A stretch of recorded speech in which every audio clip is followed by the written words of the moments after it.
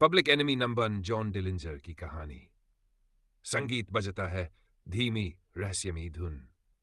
Ford motor company के मालिक Henry Ford को एक चिट्ठी मिलती है। चिट्ठी में लिखा होता है, V8 इंजन बनाने के लिए धन्यवाद। आपकी गाड़ियां इतनी तेज है कि पुलिस और FBI भी मुझे नहीं पकड़ पाती।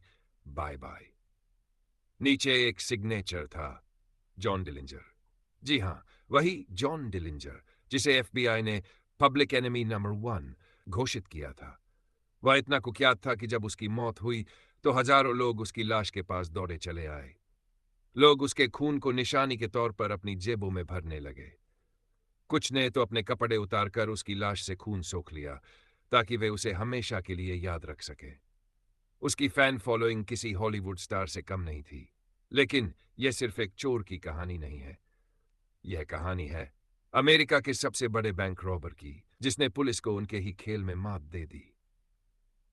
शुरुआत जब जॉन बैकग्राउंड म्यूजिक एक रहस्यमयी माहौल बनता है।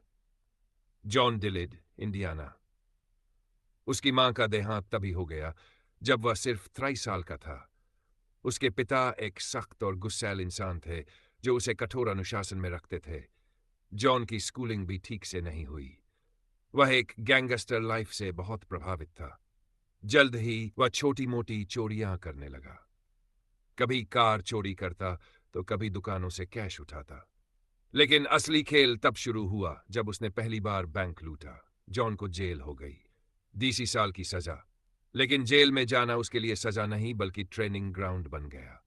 वहीं उसने अमेरिका के सबसे शातिर अपराधियों से दोस्ती कर ली। वहीं उसने सीखा कि कैसे बैंक लूटे जाते हैं, कैसे फरार हुआ जाता है और कैसे कानून को चकमा दिया जाता है। जेल ब्रेक, ब्लेड से भागने वाला डाकू, जैसे कुछ बड़ा होने वाला हो। 1933 9 साल जेल में बिताने के बाद डिलिंजर को रिहा किया गया। लेकिन बाहर आते ही उसने जो किया, उसने पूरे अमेरिका को हिला दिया। उसने कुछ ही महीनों में पाई से ज्यादा बैंक लूट लिए। उसने पुलिस को चकमा देने के लिए तेज और मॉडिफाइड गाड़ियों का इस्तेमाल किया, जिनमें उसने फोर्ड की V8 इंजन वाली कारों को चुना। लेकिन पुलिस ने उसे ओहायो में पकड़ लिया। अब डिलिंजर जेल में था, पर यह बस एक और ट्रायल था। एक दिन जब एक पुलिसकर्मी उसकी सेल की जांच करने आया, डिलिंजर ने अपनी जेब से एक ब्लेड निकाला और देखते ही देखते उसने पुलिस वाले को कब्जे में ले लिया। चंद मिनटों बाद डिलिंजर अपने साथी कैदियों को छुड़ाकर जेल से बाहर निकल रहा था। तेज ड्रम बीट्स, माहौल और थ्रिलिंग होता है।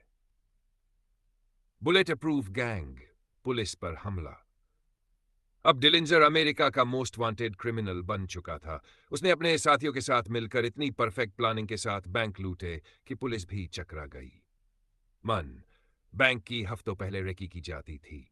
बैंक मैनेजर के रूटीन को स्टडी किया जाता था। उनके पास सबसे मॉडर्न हथियार होते थे। सा भागने के लिए सबसे तेज गाड़ियां होती थी। 5 पुलिस स्टेशनों पर हमला कर हथियार चुरा लिए जाते थे। इस गैंग के हौसले इतने बुलंद थे कि उन्होंने एक दिन पुलिस स्टेशन में घुसकर पूरी आर्मरी ही लूट ली। अब पुलिस वाले खुद डरने लगे थे। FBI की एंट्री। शिकागो का मौत का जाल। अब FBI ने इस केस को टेक ओवर किया। डिलिंजर गैंग के पीछे सैकड़ों पुलिस वालों और एजेंट्स को लगा दिया गया। डिलिंजर समझ गया कि अब उसे और सावधान रहना होगा। उसने अपनी पहचान बदलने के लिए प्लास्टिक सर्जरी तक करवाई, लेकिन फिर भी उसकी गर्लफ्रेंड की एक गलती उसे भारी पड़ गई। मौत का जाल, द बायोग्राफ थिएटर। 12 जुलाई 1983, शिकागो। डिलिंजर अपनी गर्लफ्रेंड और एक महिला दोस्त के साथ बायोग्राफ थिएटर में मूवी देखने गया, लेकिन उसकी दोस्त पुलिस की इन्फॉर्मर थी। उसने FBI को सूचना दे दी। थिएटर के बाहर सैकड़ों पुलिस वाले छिपकर उसका इंतजार कर रहे थे। धीमी, टेंशन से भरी धुन। जैसे ही डिलिंजर थिएटर से बाहर आया, FBI एजेंट्स ने उसे चारों ओर से घेर लिया। डिलिंजर ने पिस्तौल निकालनी चाहिए, लेकिन इससे पहले कि वह कुछ कर पाता, धायन धायन 3 गोलियां उसके सीने में जा लगीं। डिलिंजर लड़खड़ाया। उसने चारों ओर देखा आखिरी बार और फिर वह सड़क पर गिर गया। पब्लिक एनिमी नंबर 1 खत्म हो चुका था, लेकिन वह मरकर भी अमर हो गया। जैसे ही उसकी लाश सड़क पर गिरी, हजारों लोग उसे देखने के लिए दौड़ पड़े। लोगों ने उसके खून से अपने हाथ और कपड़े रंग लिए। कुछ ने तो खून की बूंदों को बोतल में भरकर रख लिया, यादगार के तौर पर। डिलिंजर सिर्फ एक डाकू नहीं था, वह अमेरिका का पहला क्रिमिनल सुपरस्टार था। The end. या शायद नहीं, क्योंकि आज भी जब कोई बैंक रॉबरी की बात करता है तो सबसे पहले नाम आता है जॉन डिलिंजर।